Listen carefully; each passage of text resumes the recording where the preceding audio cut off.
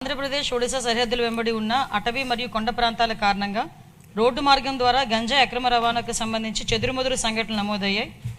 B ప్రశ్నకు అధ్యక్ష, ప్రభుత్వం, పోలీస్, అదేవిధంగా ఈగల్ మరియు అనుబంధ విభాగాల ద్వారా సమగ్రమైన మరియు సుస్థిరమైన చర్యలు చేపట్టింది. ఆ వివరాలను అనుబంధంలో జతపరచడమైంది. అధ్యక్ష, ప్రభుత్వం చేపట్టిన సుస్థిర చర్యల వల్ల పార్వతీపురం మన్యం జిల్లాలోని ఆంధ్ర ఒడిశా సరిహద్దు వెంబడి కఠినమైన మరియు నిరంతర నిఘా ఉంచడం ద్వారా పాలకొండ శాసనసభ నియోజకవర్గం గుండా సాగే గంజాయి అక్రమ రవాణాను సమర్థవంతంగా అరికట్టడం అవుతుంది. నిమ్మక జయకృష్ణ. అధ్యక్ష, ధన్యవాదాలు అధ్యక్ష.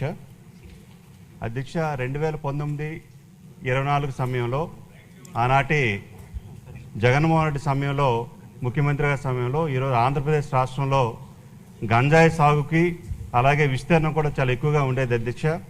అయితే మన కూటమి ప్రభుత్వం వచ్చాక గంజాయి పూర్తిగా ఆంధ్రప్రదేశ్ రాష్ట్రంలో కానీ పూర్తిగా నిర్మూలించబడింది అధ్యక్ష. అయితే మా పాలకొండ నియోజకవర్గం బోర్డర్ అధ్యక్ష, అంటే ఒరిస్సాకి బోర్డర్ అధ్యక్ష. ఈ నియోజకవర్గాల్లో ఎక్కువగా, అంటే ఒరిస్సా బోర్డర్ నుంచి ఎక్కువగా ఈ గంజాయి సాగు ఎక్కువగా రవాణాకి ఎక్కువగా అవకాశం ఉంది అధ్యక్ష.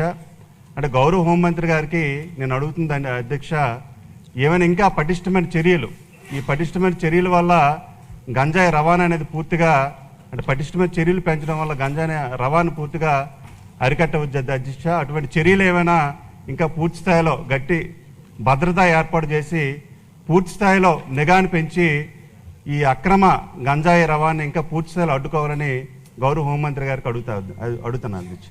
మంత్రి గారు. అధ్యక్ష, గౌరవ సభ్యులు చెప్పిన ప్రకారం అధ్యక్ష, యాక్చువల్గా మనకి 2019 తర్వాత గంజా సాగు ఇంచుమించుగా ఎలా అయిపోయిందంటే, గంజా ఆంధ్రప్రదేశ్గా మన సంగతి మనందరికీ తెలుసు.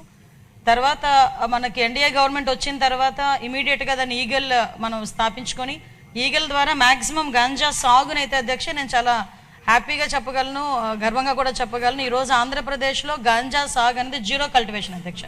ఎక్కడా కూడా గంజా సాగు లేదు అని చెప్పి సభాపూర్వకంగా మీ అందరికీ కూడా తెలియజెప్పడానికి కూడా అందరి సహకారం లభించినందుకు కూడా అందరికీ కూడా నేను ధన్యవాదాలు తెలియజేసుకుంటున్నాను అధ్యక్ష.